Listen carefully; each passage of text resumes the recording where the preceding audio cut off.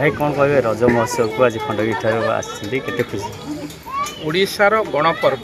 ओडिशार माटीर पर्व ओडिशार प्रकृतिर पर्व प्रकृति संगे सामंजस्य माटी संगे मौसुमीर प्रथम वर्षा स्पर्श अनुभव करे धरित्री धरित्री जितेबले रजशीला होता है सेतेबले पर्व को आम पालन करिथाउ विशेष भाव में मुझे कहबी ए पर्व माँ मानकर नारी शक्तिर पर्व जे जाग्रतर प्रहरी जहाँ को लेकिन आम गर्व अनुभव करूँ जहाँ पाई संसार चले केतेबले दुर्गा रूप में केतेबले माँ दुर्गति नाशिनी एवं केतेबले रानी लक्ष्मीबाई बेशरे तेणु ए पर्व माँ मानकर पर्व भौणी मानकर पर्व आम झील मानकर पर्व ए पर्व रे आमे माँ मानू कौन काम करने को दे न था से माने ए पर्व को निजे धूमधाम रे पालन करती एवं माटीरे तांका पाद मध्य स्पर्श कर न था सेतेबेले अतीत रे कदली फाटुकारे तांको गोड़ तले बंधा होता है आज अवश्य समय बदली जाइए आम चपल पिंधे दे पारू किंतु ए पर्व को आम संस्कृतिर परिचय ए पर्व को आम धूमधाम रे पालन करने समस्त ओडिया भाई भौणी मान को अनुरोध करी आज आम एठी जहाँ आलोचना पर्यालोचना करुचे बा जो भली पर्व पालन करुचे पृथ्वीर सबुआड़े से ताकू देखिपार सुजोग अच्छे आपण मानकर यूट्यूब माध्यम हो कि विभिन्न चैनल माध्यम हो तेणु आसतु समस्ते ओडिशावासी एकत्रित हवा ओडिशा को श्रेष्ठ करवा आम पर्वपर्वाणी की सारा पृथ्वी में प्रचार प्रसार करवा आम पर्वपर्वाणी की घरे घरे पहुँचेबा विशेष भाव में रज भली एक पवित्र पर्व रज भली एक माटीर पर्व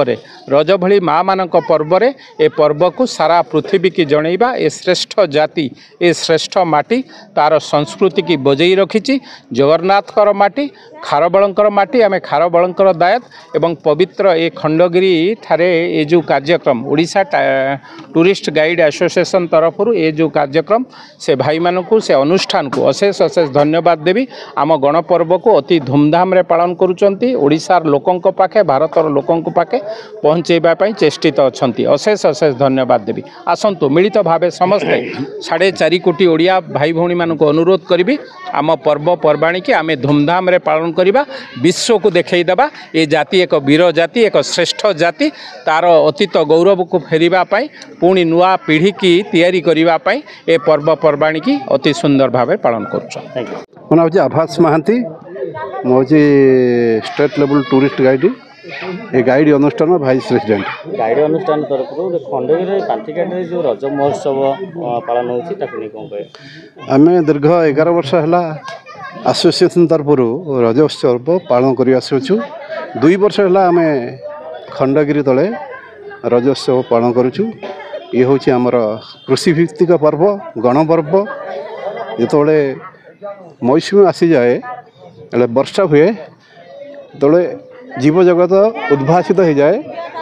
सृष्टि होता है ये रजर स्थला हिसाब से रज पर्व नामकरण कराई ए ओडिशार पर्व आपको गणपर्व कह जाए तेणु आपको आम प्रसार प्रसार करने